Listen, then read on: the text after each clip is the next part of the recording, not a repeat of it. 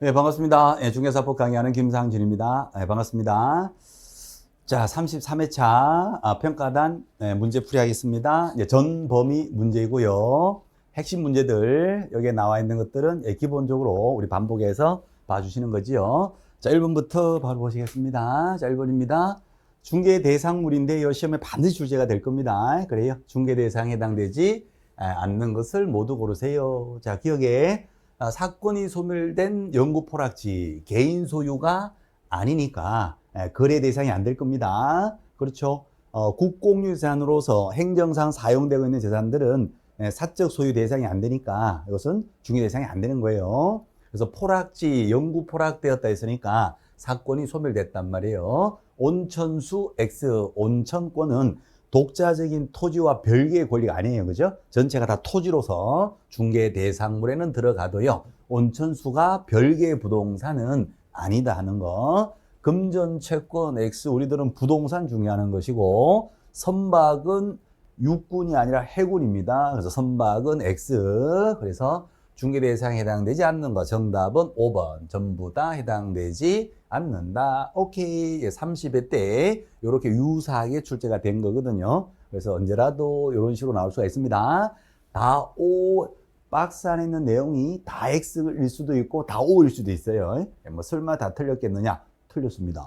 그래서 5번을 X 하시면 됩니다. 오케이. 자, 2번 갑니다.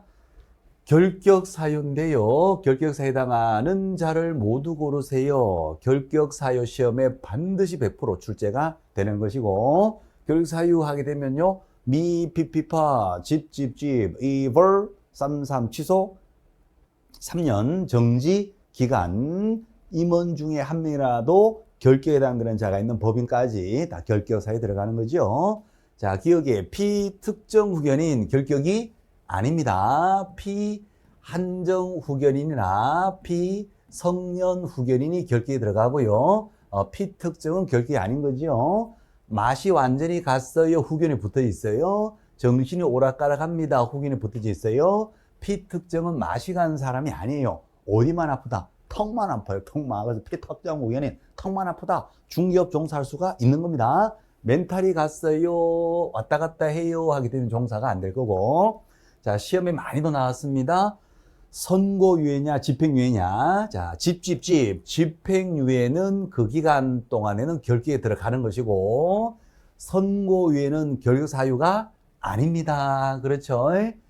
집행유예가 집에서만 있어야 되는 결격이다 하는 거. 자, 검사가 기소유예했어요. 기소유예도 결격에 들어간다, 안 들어간다? 안 들어갑니다. 검사가 기소를 했는데 판사가 선고를 유예를 했어요. 결격이 아닙니다. 판사가 선고를 하면서 단 집행만 유예했어요. 이것은 결격에 들어가는 겁니다. 그래서 집행유예는 기간 동안 결격. 자, 리얼에 2벌33 이 법 위반으로 벌금을 300만 원 이상 받았을 때에 3년간 결격에 들어가지요. 벌금을 200밖에 안 받았으니까 결격이 아닌 거지요. 금액이 적어요. 그래서 리얼도 결격이 아니다. 자, 미음에 법인인 개공이가 업무 정지 받았어요. 뭔가를 잘못해서 업무 정지 받으면 업무 정지 사유 발생 당시에 경영진들 임원 무한 책임 사원이 결격이죠. 사발당 임원 사유 발생 당시 범죄 현장에 있었던 범죄 사유 발생 당시에 있었던 경영진들이 다 결격에 들어갑니다. 그죠? 사유 발생 후에 처분할 때 이 회사 들어왔어요. 그럼 얘는 죄가 있다 없다 없다 결격이 아니라는 거. 그래서 사유 발생 당시에 경영진들이 결격요. 오케이. 이후에 들어갔어요 하게 되면 결격이 아니다. 자, 그러면 결격에 해당되는 자를 찾아라 했으니까 하나가 나올 겁니다. 디귿 하나, 이것이 결격에 들어가더라. 오케이. 자, 하셔야 됩니다. 오케이. 피한정, 피성년은 결격, 피특정은 결격이 아니다. 집행유예는 기간 동안 결격인데, 기소유예나 선고유예는 결격이 아니다. 이 300 이상 받았을 때 3년간 결격, 업무정지 사발당 임원, 사유발생 당시 임원이 결격이다 하는 거 시험에 자주자주 나오고 헷갈리는 것들입니다. 꼭 반복해서 보시는 것. 오케이. 자, 3번 갑니다. 자, 매도 팔아주세요. 우리 집 팔아주세요. 전속 중개계약을 체결한 거죠. 그럼 전속으로 의뢰받으면 전속 중개계약서를 작성을 해야 되는데 전속 중개계약서는 법정 양식이 있죠. 강제된 양식이 있고 이 양식, 서식이 시험에 자꾸 나옵니다. 이제 그래요. 예전에는 쉽게 문제가 나오던 시절에는 잘 안 물어봤는데 요즘 자꾸 물어봐요. 그래서 일반 중개계약서, 전속 중개계약서 항상 반복해서 보시는 것. 자, 이전용과 취득용 구분하지요. 그죠? 팔아주세요 했으니까 권리를 이전합니다. 이전용 전속 중개계약서를 작성할 거고 이전용일 때는 물건을 팔아주세요. 물건에 관한 정보를 기재하는 칸이 있을 거예요. 물건에 대해서 그죠? 소유자가 누구냐, 등기 명인이 누구냐, 뭐 명의 신탁이 될 수도 있으니까 오케이. 소유자, 등기 명인, 물건에 관해서 기재를 할 거고 자, 그 다음에 희망 좋은 거 알아봐 주세요. 희망이란 말은 팔아주세요가 아니라 뭐다? 좋은 거 알아봐 주세요. 취득하게 해주세요. 취득용 전속 중개했을 때 기재하는 거예요. 그죠? 희망 물건의 종류, 가격, 지역, 조건, 좋은 지역에 좋은 가격에 좋은 종류의 특별히 학교 가까운 곳으로 알아봐 주세요. 희망 물건의 종류, 그 다음에 가격, 지역, 특별히 희망하는 조건. 희망이란 말은 어디에 들어간다? 취득용에 들어가는 거예요. 그래서 이전용에는 기재하지 않는다. 오케이. 자, 리얼에 공법상 용도지역, 요 물건이 주거지역이다. 요거 공개를 해주고요. 그죠? 전속 중개계약서 기재를 또 해야 합니다. 내외부 시험의 상태를 기재하는 칸은 없습니다. 자, 의뢰 당시에 중개계약 책임지고 중개해 주세요. 중개를 의뢰하는 계약이죠. 의뢰 계약 당시에는 확인 설명서 관련돼서 세부 확인사항은 나중에 의뢰받은 다음에 현장에 가서 직접 가서 보고 확인하는 거예요. 그죠? 그래서 내외부 실물의 상태, 벽면, 도배 상태, 일조 소음 진동 같은 환경 조건, 이런 것들은 나중에 현장 가서 확인해서 설명하고 거래가 되면 어디에다가 기재하는 거예요? 확인 설명서에다 기재하는 거예요. 확인 설명서에 기재하는 세부사항인데 중개계약 당시에는 나올 수가 없는 정보들이거든요. 그래서 내부 실물 상태를 기재하는 칸이 있다 없다? 없다. 자, 그러면 정답은요. 기억하고 리얼 1번이 정답이 될 겁니다. 오케이, 하셔야 됩니다. 자, 그래서요. 팔아주세요. 매도 이전용 전속 중개를 써요. 앞면은 다 쓸 거예요. 의뢰 권리, 가배 권리 의무 이런 거요. 가배 권리, 의뢰 권리 의무. 그다음에 유효기간 3개월. 그다음에 복비 얼마 받겠다 하는 거. 그다음에 사고 나면 돈 물어주겠다. 그다음에 특별한 약정 있으면 특약도 기재하고 의뢰인하고 개공 사이에 서명 또는 날인할 거고, 그죠? 그 다음에 우측 페이지 뒷면에는, 그죠? 왼쪽 페이지, 오른쪽 페이지 할 수도 있고, 앞면이고, 이제 뒷면이거든요. 실제 양식에서는. 그 뒷면의 윗부분이 권리 이전용 팔아주세요. 물건의 표시가 들어간다는 거. 물건의 소유자가 누구냐. 그 다음에 물건에 관련되는 권리관계. 그 다음에 공법상 이용제한 거래규제. 그 다음에 얼마에 팔아주세요. 의뢰가를 기재하는 칸이 있을 거예요. 의뢰가 얼마에 팔아주세요. 오케이. 이런 것들 기재할 거고, 취득용일 때 쓰는 말이 뭐다? 희망. 좋은 것 좀 알아봐 주세요. 그래서 희망이라는 것은 이전용이 아니라 취득용이라는 거. 그 다음에 내부 실물 상태는 나중에 거래가 된 후에 확인 설명서에 기재하는 것이지 중개 의뢰 당시에는 나올 수가 없는 너무 디테일한 세부적인 정보다 그 말이에요. 그래서 중개계약서에는 기재되지 않습니다. 오케이. 그래서 정답은 1번이 됩니다. 해주시고 오케이. 자, 4번 갑니다. 협회의 공제사업입니다. 옳은 것을 찾으세요. 협회 그렇습니다. 거래정보망 쪽에서 작년에 세 문제가 나왔거든요. 그래서 올해는 협회 쪽이 좀 강해 보입니다. 그래서 협회 쪽에서 2문제 내지 뭐 많으면 3문제까지 최소한 2문제는 나올 거다 이렇게 보는 거죠. 오케이. 자, 그래서 협회는 좀 꼼꼼히 이제 보셔야 될 타임이에요. 원래는. 자, 1번에요. 공제운영위원회. 협회에서 하는 보험사업이죠. 업무 보증. 서울보증보험이 있듯이 협회에서 하는 보험사업이 뭐다? 공제죠. 중개사고를 대비해서 협회에서 하는 보험사업이 공제. 이 공제기금이 자꾸 횡령이 되니까 공제사업에 관해서 기본 내용을 심의하고 관리 감독하기 위해서 공제운영위원회가 몇 년 전에 신설되었고요. 운영위원회 관련해서 세부적인 내용이 시험에 나오게 되면 조금 어렵습니다. 그래서 최선을 다해서 이제 봐주셔야 되는 거예요. 그죠? 일단 뭐 기본적인 내용들, 이런 것들은 필수로 하셔야 되고요. 위원장이 있고요. 위원장 한 명을 포함하고 또 누가 있다? 부위원장이 있는 거예요. 여기는 협회 쪽이니까 일단 기본 개념이 사람이 많다. 개공들의 단체, 협회는 사람이 많다. 세븐일레븐 정책심의위원회보다 협회 사람이 더 많아요. 그래서 협회는 몇 명 이내로 구성된다. 세븐일레븐이 아니라 19명 이내. 위원회 10군에 19명 이내로 구성되는 거죠. 위원장 1명, 부위원장 1명 포함해서 전체가 19명 이내로 구성될 거고. 오케이. 그렇습니다.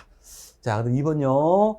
금융감독원장은 협회에 대한 지도 감독권을 국토부 장관이 가지고 있는데 국장이 협회에 공제 지도 감독으로 갔더니 보험사업이니까 회계가 나옵니다. 회계. 그렇죠? 국장이 회계를 잘 모를 수도 있잖아요. 금강원장한테 뭐 한다? 요청을 합니다. 금강원장아, 여기 회계 장부 한번 봐주라. 대차대조 손익계산서 재무제표를 보는데 뭔 말인지 하나도 모르겠다.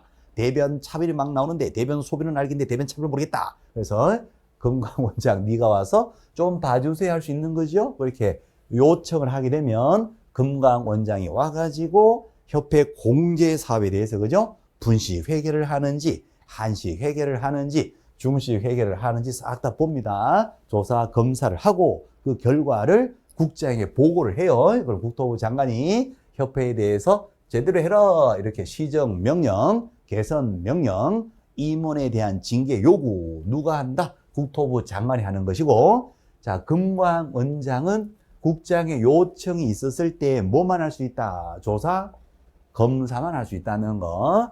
요청이 있어도 조사, 검사할 수 없다. X. 요청이 있으면 할 수가 있습니다. 다만 그 결과를 보고하고요. 시정명령, 협회에 대한 시정명령, 지도 감독상의 개선명령, 시정명령, 임원에 대한 징계 요구, 이것은 누가 한다? 국토부 장관이에요. 그러니까 금강원장은 요청받아서 조사만 하는 거예요. 오케이. 요청받아도 조사할 수 없다. X. 자, 협회의 책임 준비금을 다른 용도로 전용해서 사용할 수 없다. X. 자, 공제요. 공제료를 걷어요. 1년에 한 20만 원 정도 회비, 보험료, 공제를 걷어요. 회원이 4만 명이다. 1년에 20만 원씩 4만 명 회원이 돈을 내면 80억이라는 돈이 모여요.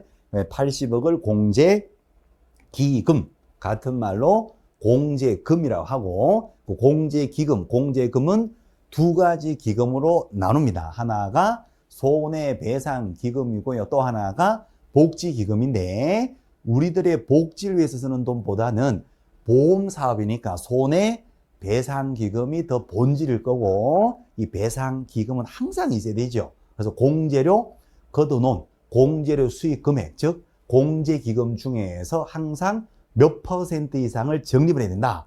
공제료 수입액의 10% 이상을 항상 적립하셔야 되는데, 그 적립된 돈을 뭐라고 한다? 책임준비금이라 하고, 그 책임준비금은 적립 비율이 10% 이상 적립을 하는데, 사고 많이 나면 적립 비율을 올릴 거고요. 사고가 적게 나면 적립 비율을 낮출 수 있는데, 최소한 낮추더라도 적립 비율은 몇 프로가 마지노선이 됩니다. 10%. 그래서 10% 이상으로 적립하라 이렇게 돼 있죠. 자, 적립은 많이 돼 있는데 사고를 아무도 안 쳐요. 그러면 이 손해배상기금을 다른 용도로 전용할 수도 있고, 다른 용도로 전용할 때는 국토부 장관의 승인도 받으세요. 그 말이죠. 시험 계속 나옵니다. 그렇죠? 그래서 책임 준비금을 다른 용도로 전용할 수 없다. 이는 X가 돼요. 전용해서 쓸 수 있는데 전용할 때는 자, 누구의 승인 받아라? 국토부 장관의 승인도 받아야 된다. 이제 그렇게 되겠습니다. 자, 4번요. 책임 준비금의 적립 비율은 사고 발생률 이런 것들을 다 종합적으로 고려해서 정하는데 공제료, 보험료, 회비 거둔 거예요. 그죠? 거기에서 100분의 10 이상, 10% 이상으로 적립을 해야 하고요. 이건 필수적으로 보시는 거. 100% 이상 하면 X.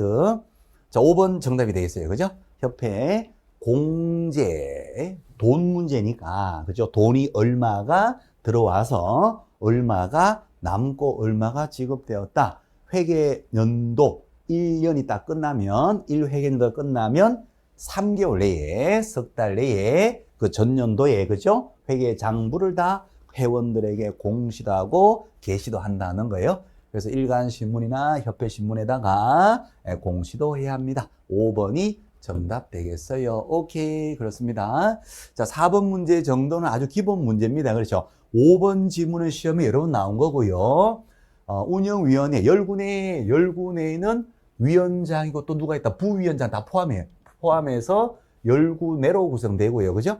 그 다음에 금융감독원장은 국장의 요청이 있으면 가서 조사 검사할 수가 있고, 책임 준비금을 다른 용도로 전용할 때는 국장의 승인이 있어야 되고, 책임 준비금의 적립 비율은 공제료 수입액에서 10% 이상을 항상 적립을 하고 있어야 되고요. 지급 여력 비율이 100분의 100 이상을 유지한다는 거, 그거하고 꼭 구별해서 보셔야 되고, 석 달 내에 회계 장부를 다, 재무제표를 다 공시하고 게시를 해야 된다. 자, 요 정도는 기본적으로 봐주시는 거.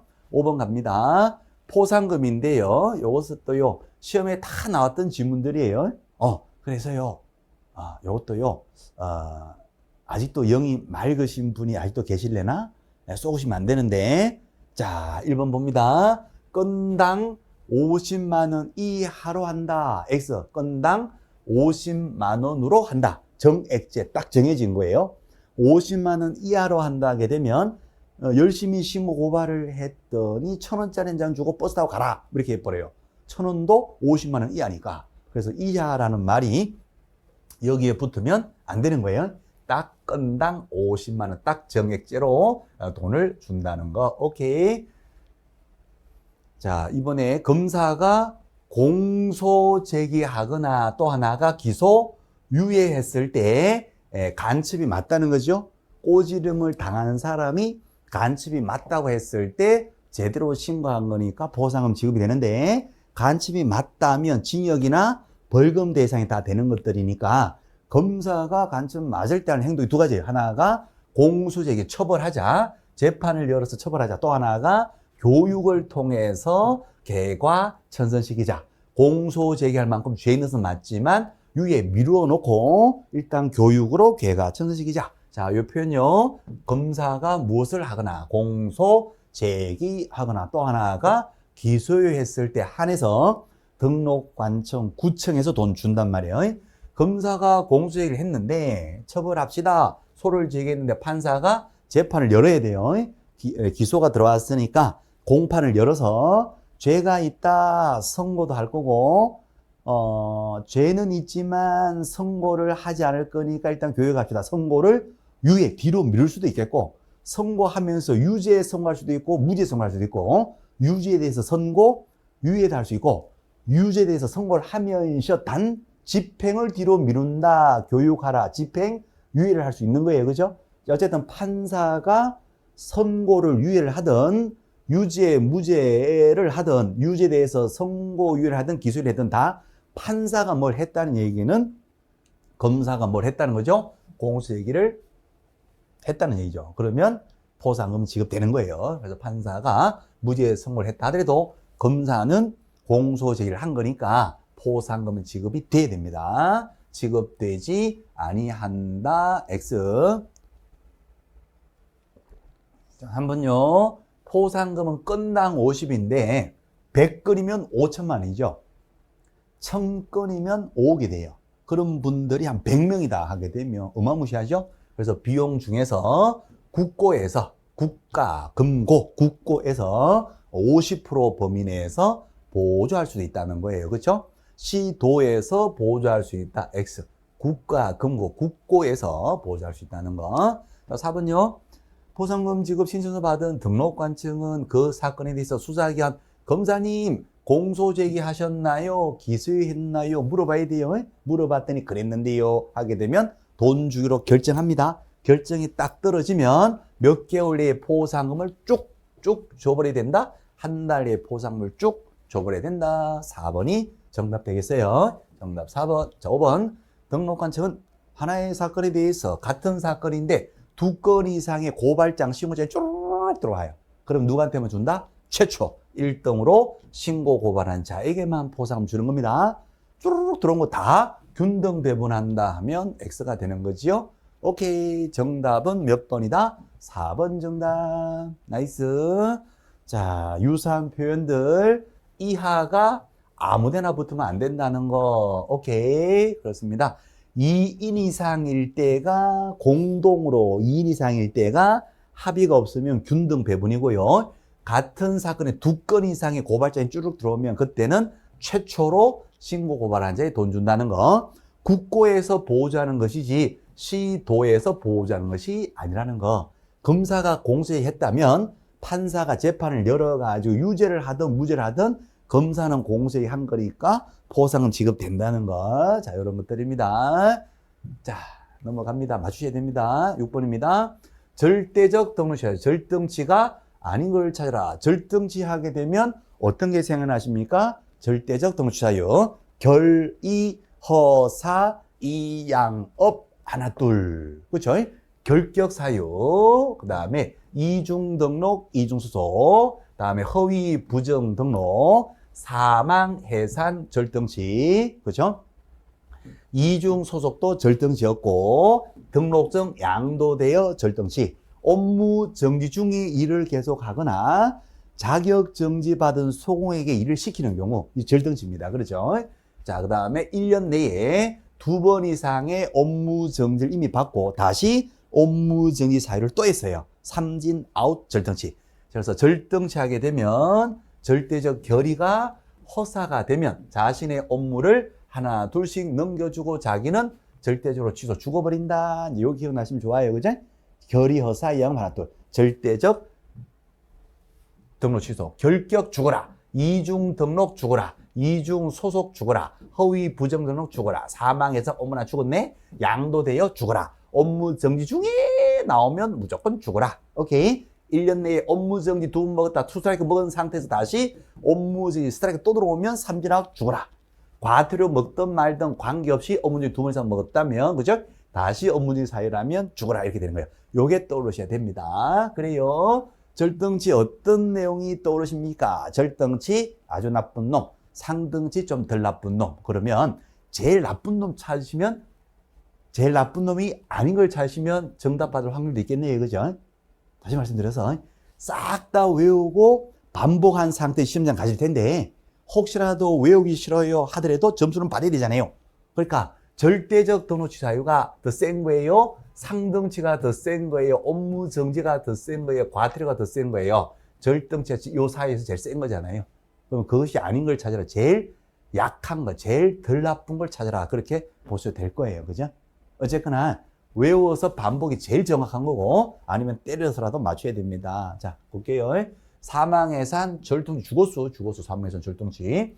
정지 중에 나와요. 정지 중에 나오면 무조건 죽어요. 자격 정지받은 소관하면 무슨 일을 하게 했다. 사장님 일을 시킨 거예요. 절등치. 사망해산 절등치. 부정등록 시험 100% 나옵니다. 반드시 나와요. 부정등록은 포상금 대상 간첩 사유인데 간첩은 시험 반드시 나옵니다. 무조건 나옵니다. 오케이. 그래서 부정등록 절등치 플러스 3,3천 파산 선고 받고 복권되지 않았다. 파산은 뭐다?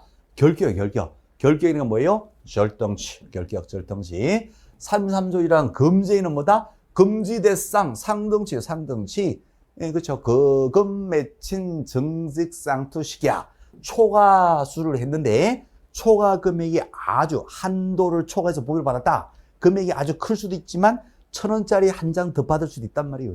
예, 그렇죠. 10,000원짜리 한 장 더 받을 수 있죠. 보비가 900만 원의 한도인데 1,000원을 받았다. 절등치다 하기에는 좀 그렇죠. 그러니까 이거는 상황을 봐서 구체적 타당성을 따져가지고 등록을 취소할 수도 있고 안 할 수도 있다. 안 했다면은 뒤에서 업무 정지도 받을 수 있다. 그래서 정답은 절등치가 아닌 걸 찾아라. 뭐가 된다? 금지이 되는 거죠. 정답은 5번 정답이 됩니다. 자, 다음 중 가장 나쁜 사람이 아닌 것을 찾아라. 네? 제일 나쁜 사람이 아닌 걸 찾아라. 이 중에서 제일 착한 사람. 죽었네? 에이, 뭐, 죽었으면 장부정리 하겠죠. 정지정해! 하지 말랬는데 하지. 열받으니까 무조건 절대적 취소. 부정등록 제일 나쁜 사람. 3년 3천 제일 나쁜 사람. 절대 죽으라. 파산 선고 받았다. 결격은 뭐다? 아예 자격이 없네. 너는 자격이 결여돼 있어. 결격. 죽어라. 절등치. 금지행위 초과 수료 10,000원짜리 한 장 했나? 이렇게. 그래서 이것은 상등치에 들어갑니다. 오케이. 이제 물론 이제 외우시고 반복이 제일 정확한 거고, 이제 때려 맞추는 것은 연습이 좀 필요한 거고요. 물론 이것도 이제 반복이 필요한 거고, 그렇습니다. 어쨌거나 꼭 해주시고, 자, 6번 맞추셔야 됩니다. 7번 가겠습니다. 부동산 거래 신고 옳은 것을 찾았어요. 1번, 투기 과열 지구에 소재하는 상가잖아요. 상가. 자금 조달 이용 계획은요, 반드시 모일 때만 들어갑니다. 자금 조달 입주 계획, 이용 계획은 반드시 모일 때, 오로지 주택입니다. 오직 주택일 때만 들어가는 게 자금 조달 입주 계획이에요. 오케이. 상가 건물이다 하게 되면 자금 조달 입주 계획이 필요가 없는 거예요. 토지다 하더라도 자금 조달 입주 계획이 필요 없는 거예요. 자, 또 하나. 오로지 주택이 되고, 그 다음에 국가예요, 국가. 국가는 자금 조달 입주 계획, 이용 계획 이런 것들을 쓰지를 않습니다. 국가 제외예요. 국가가 자금 조달, 국가가 투기합니까? 국가 투기 안 합니다. 그러니까 국가는 자금 조달 입주 계획 필요 없어요. 국가가 입주합니까? 아니잖아요. 그러니까 국가는 무조건 제외하고 자금 조달 입주 계획은 오로지 모일 때만 오로지 주택일 때만 들어간다는 거예요. 상가니까 투기 과열지고 뭐고 정빙자료 다 필요 없는 겁니다. 쏘으셨나요? 멜롱멜롱. 자, 이번에 비규제 지역인데 그때는 자금 조달 입주 계획이 주택일 때 주택 얼마 이상이 되느냐? 6억 이상입니다. 6억 이상. 이것도 헷갈립니다, 이거요. 우리가 과목이 중개사뿐만 있는 게 아니라 6과목, 다 합해 6과목이다 보니까 이거 하다가 보면 또 헷갈리고 이거 할 때는 괜찮은데 다른 것보다 또 오면 또 헷갈려요. 네, 그렇잖아요. 그래서 최대한 이제 반복을 계속 하셔야 됩니다. 비규제 지역 6억 이상, 육상 주택일 때 자금 조달 입주에 들어갑니다. 3억 이상 X. 6억을 초과할 때만 자금 조달 입주에 들어간다. 이것도 틀려요. 초가 아니라 뭐다? 이상입니다. 아이고 재밌어라. 누가 중개법을 아름답다 했는가? 뷰티풀 중개법. 6억 이상입니다. 육상 선수가 규제도 없이 비규제 지역을 막 달려가는 거였죠. 규제가 없으니까 막 달려가는 거예요. 육상합니다. 마구 자유롭게 돌아다니요. 규제가 없어. 육상 선수 뭘 해야 된다? 자금 조달 입주 계획을 제출해야 된다. 육상 선수가 비규제 지역을 마구 돌아다닌다. 오케이. 육상 6억 이상입니다. 3억 이상 X. 자, 그렇습니다. 자, 틀리지 마시라. 그런 간절한 마음으로 하고 있습니다. 자, 3번에 매수인은 부동산 거래 신고하고 신고 필증을 받았어요. 신고 필증 가지고 등기소 달려가면 됩니다. 나 신고했어요. 등기관님 필증 가지고 등기해 주세요. 그럼 등기해 줍니다. 구비수로 쭉 들어가면 되는 거예요. 그죠? 그 계약서에 금인도장 받으러 구청을 또 갈 필요가 없잖아요. 구청 가서 신고하고 필증 들고 등기소 갔는데, 그렇죠? 또 구청 가서 매매 계약서에 금인 받을 필요는 없다는 거. 그래서 금인을 받아야 한다. X. 앞에서 부동산 거래 신고나 토지 거래 허가 뭐라도 했다면 뒤에는 금인은 다 받은 것으로 보는 겁니다. 받아야 한다. X. 자, 그 다음에 4번에 공공주택 등록에 따른 공급 계약 분양계약에 의해서 부동산을 공급받는 자로 선정된 지위, 동과 호수가 선정되었어요. 그죠? 이때부터는 거래가 되는 거예요. 매매가 되면 실거래가 신고한다 안 한다? 해야 되지. 신고 대상이 아니다면 X. 5번 조건이나 기한이 있을 때 조건 기한 신고해야 됩니까? 신고를 해야 합니다. 정답 5번. 결국은 뭘 물어봤다? 신고사항이 뭐냐? 이거는 시험에 100% 반드시 나옵니다. 무엇을 신고하셔야 돼요? 인계 부분은 실제 없다. 인고 부분은 실제 없어요. 있으면 뭐 한다? 신고하세요. 오케이. 인적 사항 누구냐? 계약 날짜, 중도금 날짜, 잔금 지급 날짜, 부동산의 면적 종류 소지지, 면종류 소지지, 실거래가, 중개업자가 누구냐? 조건이나 기한이 있느냐? 이거 신고를 해야 된단 말이에요. 결국 정답은 몇 번이다? 5번 정답. 그래서 인고 부부 실제 없죠. 시험에 반드시 출제가 되고, 그 다음에 플러스 여기에다가 추가되는 거 오로지 뭐일 때? 오직 주택일 때 추가되는 게 있어요. 그게 뭐다? 자금 조달, 이용 계획이에요. 자금 조달 같은 말로 입주 계획. 입주 계획이나 이용 계획은 같은 말이에요. 자금 조달 안에 지급 방식이 다 포함되어 있어요. 자금을 어떻게 조달하고 지급은 뭐 현금으로 지급할지, 자금 조달 지급 방식, 이용 계획, 입주 계획 다 이게 한 세트입니다. 한 세트. 오케이. 주택일 때만 자금 조달 이용에 들어가는데 투기 과열지구다 하고 또 조정지역이다 그러면 다 들어가는 것인데 상가는 안 들어가요. 오직 주택일 때. 비규제다 그러면 비규제 막 돌아다니며 육상을 하는 거예요. 6억 이상일 때 주택일 때 자금 조달 입주계에 들어간다는 거. 자, 그런 것들 꼭 구별해서 봐주시고. 나이스. 됐어요. 자, 8번 갑니다. 정정 신청 대상 이렇게 나오면 보통은 출제위원 쪽에서는 틀려주세요. 이제 그 얘기예요. 그렇다고 우리가 틀리라고 해서 틀릴 사람들이 아니잖아요. 그래서 정정 신청할 수 있는 거 아닌 걸 찾아라. 소공하고 관계없이 일단은 자, 이게 30회 때 이제 기출문제를 살짝 재구성한 것인데 정정 신청이 나왔다 할 수 있는 거요. 신고를 하고 필증을 받았는데 신고 필증이 잘못 나왔단 말이에요. 잘못 나오면 체크해서 도장을 찍어서 고쳐주세요 하면 며칠 내에 고쳐준다. 지체 없이 고쳐준다. 그렇게 돼요. 지체 없이 고쳐서 고쳐진 내용으로 다시 재발급해 주거든요. 그럼 지체 없이 고쳐질 수 있는 것들이 정정 신청 대상이 되는 거예요. 그렇죠. 시간 필요 없이 지체 없이 고칠 수 있고 지체 없이 확인되는 것들이 정정 신청 대상이다 해서 법에 딱 정해져 있단 말이에요. 외워주시면 제일 좋아요. 외워주시면 제일 좋은데 일단 본질적으로 보면요. 건물의 종류, 부동산의 면적, 거래, 지분 비율, 거래 당사의 전화번호, 소공의 주소 성명이 이렇게 돼 있죠. 자, 근데 이걸 외우지 않았다 하더라도 30회 때처럼 이렇게 나온다면, 소공이가 이렇게 나온다면 30회 때처럼 소공이는 부동산 거래 신고의 주체가 아니잖아요. 개공이가 중개했다면 소인가 신고합니까? 개공이가 신고합니까? 개공이가 신고하잖아요. 개공에 대해서는 신고를 제대로 했는데 잘못 나오든 잘못해서 잘못 나오든 고쳐달 할 수가 있단 말이에요. 근데 소공하고는 관계없어요. 그래서 본질적으로 소공하고 관계없으니까 그냥 2분의 X가 돼요. 그렇게 하시면 제일 쉬울 수가 있는데 만약에 2번 지문처럼 이런 게 주는 게 아니라 만약에 계약금이라든가 중도금이라든가 잔금이라든가 대금이라든가 또는 뭐 날짜가 이렇게 나와요. 이렇게 나오면 이게 정정 신청 대상이 안 돼, 이게. 안 되거든요. 그렇게 나오면 어렵단 말이에요. 그래서 이런 것까지 다 포함을 해서 이걸 반복해서 외워주시는 것이 제일 정확합니다. 자, 그래서요, 잘못 나왔을 때 수정해 주세요. 그러면 지체 없이 수정해 줄 수 있는 것이 거래 당사자가 있고 중개업자가 개공이가 있고 물건이 있을 때 이제 외우는 거예요. 반복해서 보는 거예요. 거래 당사자와 관련해서는 거래 당사자 주전지, 주소, 전화번호, 그 다음에 지분, 거래 지분 비율 같은 거요. 주전지. 그 다음에 개공과 관련해서는요, 소상전, 사무소, 소재지, 사무소, 중개업자 사무소 소재지, 그 다음에 상호, 상호, 대박 사무소 같은 거요. 그 다음에 전화번호, 이런 거요. 전화번호. 그 다음에 물건에 대해서 신고를 했는데 필증이 잘못 나왔다. 잘못 신고해서 필증이 잘못 나올 수도 있고, 제대로 신고했는데 잘못 나올 수 있어요. 그 물건에 대해서는 뭐냐 하면, 대찌찌, 대지권 비율, 그 다음에 지목, 대찌찌, 그 다음에 지분, 이렇게 됩니다. 자, 그러면 이런 것들이 정정 신청 대상이 되는 거예요. 오케이. 거래 당사자 주전지. 중개업자와 관련해서는 사무소 소재지, 상호전하고 소상전.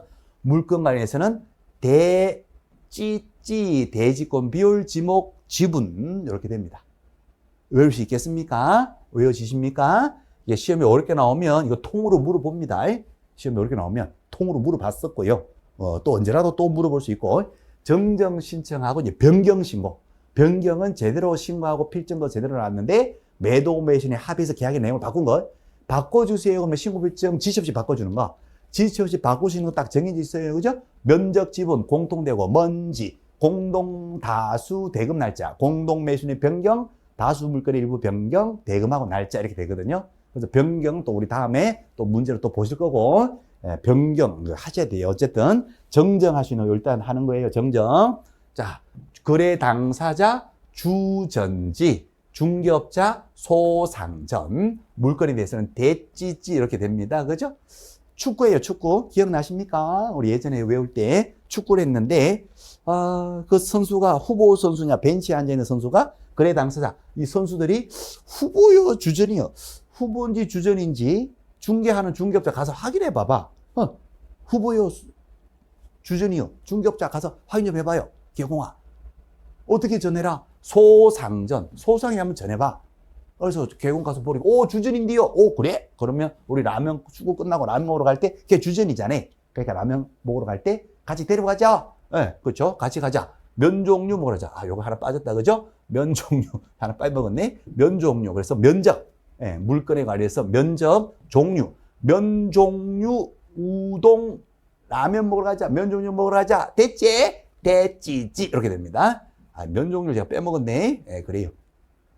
자, 어쨌든. 자, 그래서 물건에 대해서 면 종류 먹으러 가자. 됐지지. 자, 거래 당사가 주전인지, 주전지, 개공은 소상전, 소상인 전해라. 물건에 대해서, 오케이, 주전인데요. 라면 먹으러 가는데, 면 종류 먹으러 갈 때 같이 데려가자. 됐지지. 면 종류, 됐지지, 됐지.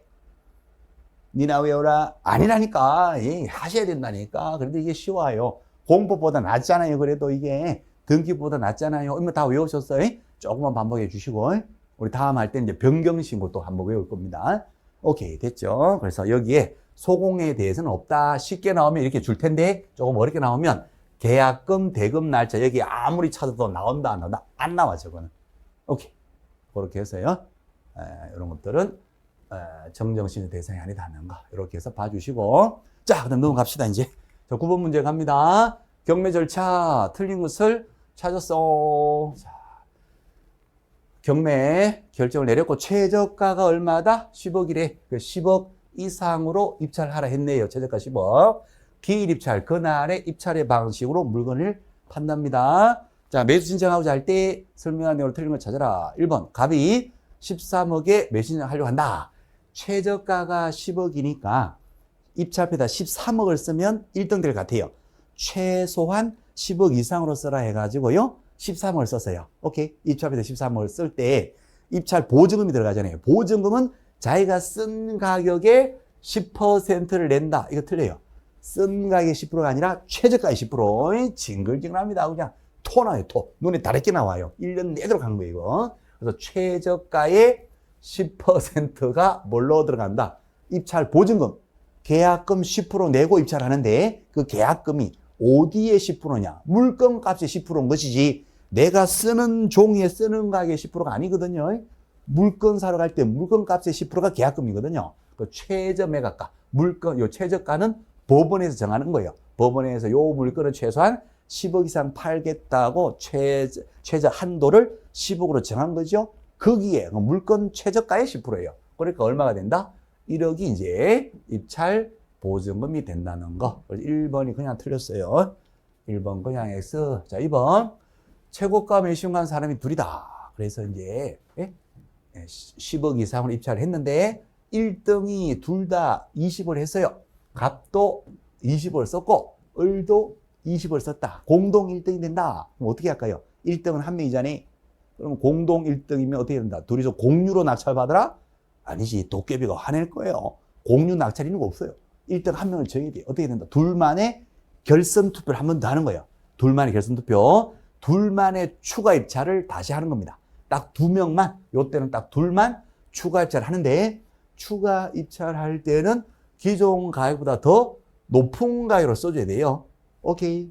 20억에서 둘 다 공동 1등을 했는데, 둘만의 결선 투표하는데 하나가 19억을 썼고 하나 18억을 썼다.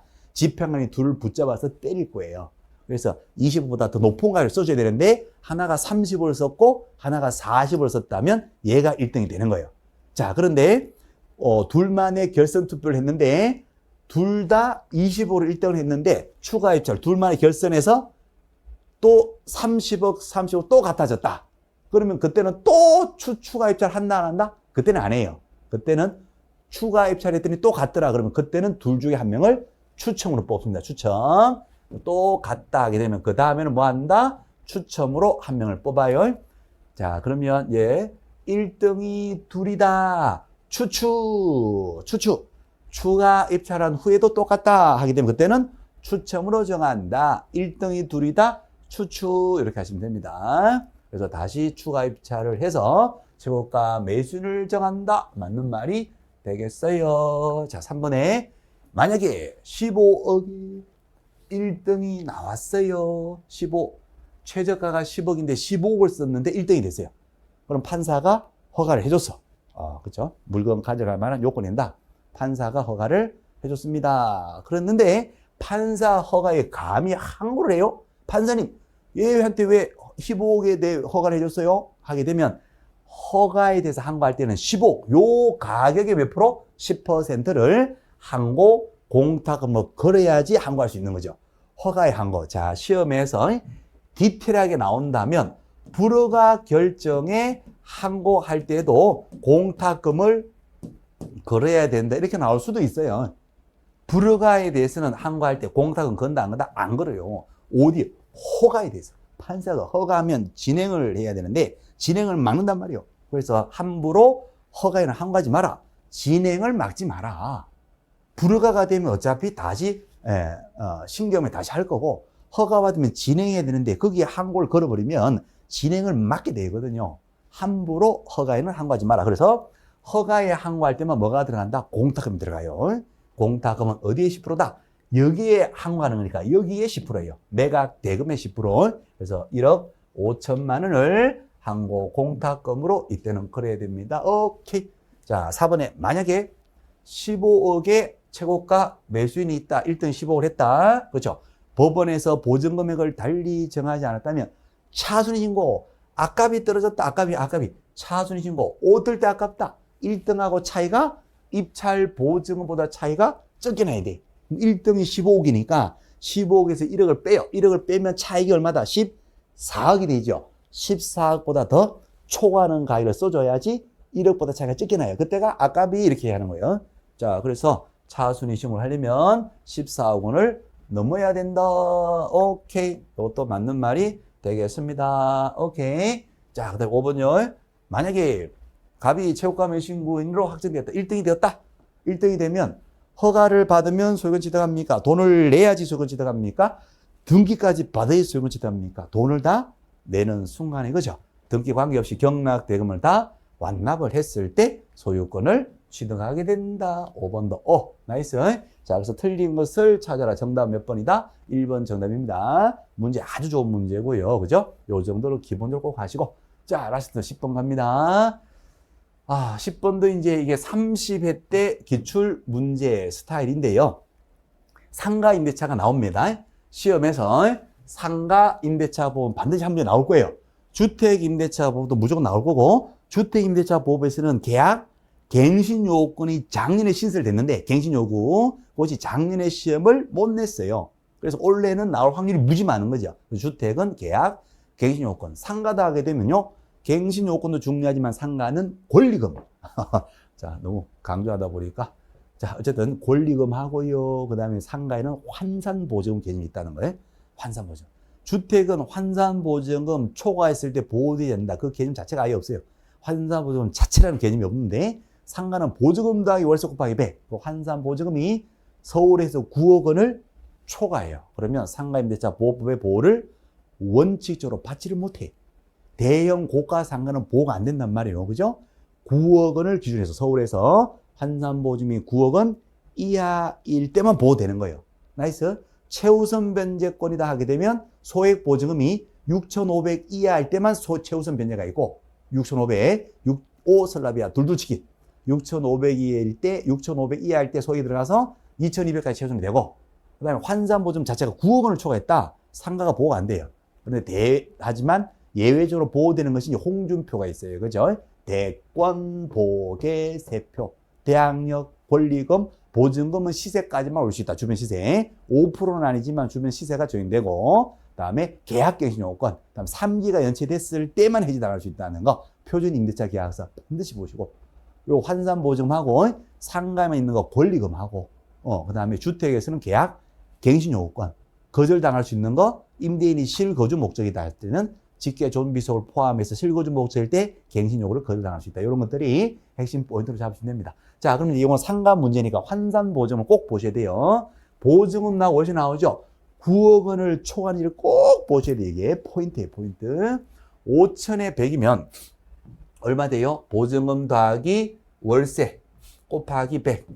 얼마짜리입니까? 1억 5천짜리라. 그렇죠? 상가에서 1억 5천짜리니까 자, 1억 5천짜리 환산보증금이니까요. 좀 잘 써볼게요. 1억 5천. 자, 1억 5천짜리니까 9억 원을 초과하지 않았으니까 보호가 돼요. 그런데 뭐가 없다? 최우선 변제권 없어. 소액보증금이 아니니까. 소액일 때는 얼마다? 서울에서 6, 5, 설라비아, 둘둘 치킨. 6,500 이하일 때 소액이 들어가서 2,200까지 최우선 변제되잖아요. 그죠? 자, 그래서요, 4번 지문에 보시면 보증금 일정액에 대해서, 소액에 대해서 우선 변제, 요 말 자체가 뭐다? 최우선 변제다. 그 말이에요. 보증금 일정액에 대한 우선 변제가 최우선 변제를 얘기하는 거예요. 인정되지 아니한다. 이거 맞는 말이다는 게 포인트예요. 6,500을 초과했으니까 9억 원 초과하지 않았으니까 우선 변제, 대항력 이런 거 다 인정이 돼요. 갱신요구 다 인정돼. 그런데 6,500을 초과했으니까 뭐는 없다. 최우선 하나가 없어. 그래서 최우선 변제는 인정되지 않는다. 요 오라는 거, 요 포인트가 됩니다. 자, 보실게요. 1번 질문입니다. 틀린 걸 찾아라 했고요. 연체 차임액이 3기가 연체되었죠. 월세가 100인데 300에 이르도록 월세가 연체가 되니까 3기 연체됐으니까 임대인은 일방적으로 나가라 이 자식아 할 수도 있고 갱신 요구를 거절할 수도 있게 됩니다. 자, 그래요. 일방적으로 해지할 수도 있는 거예요. 오케이. 자, 2번. 1년에 한 번만 올릴 수 있어요. 보증금이든 월세든 5%까지 올리는 거.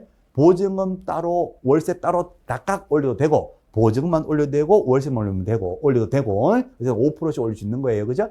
자, 1년 내에는 다시 적용하지 못한다. 오케이. 1년에 한 번만 올릴 수 있다. 자, 3번에 끝나기, 요때부터 1년이니까 끝나기 6개월 전부터 1개월 사이에, 그쵸? 을에게 갱신 거절, 나가라 이 자식아, 갱신하지 않는다. 이런 말이 없어. 아무런 말이 없으면 묵시적으로 뭐가 된다? 묵시적으로 갱신되는 거예요. 묵시적 갱신. 묵시적으로 갱신된다라고 법에 나오니까 이게 뭐가 된다? 법정 갱신이 되는 거예요. 해지된 것으로 본다. 3번 틀렸어요. 3번 X. 그쵸?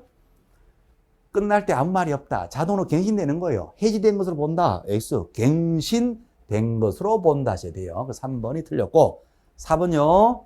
인도받고 사업자 등록을 신청했지요. 대항 요건을 갖추고 보증금이 소액일 때 6,500 이하일 때 최우선 인정되는데 1억 5천이잖아요. 환산보증금이.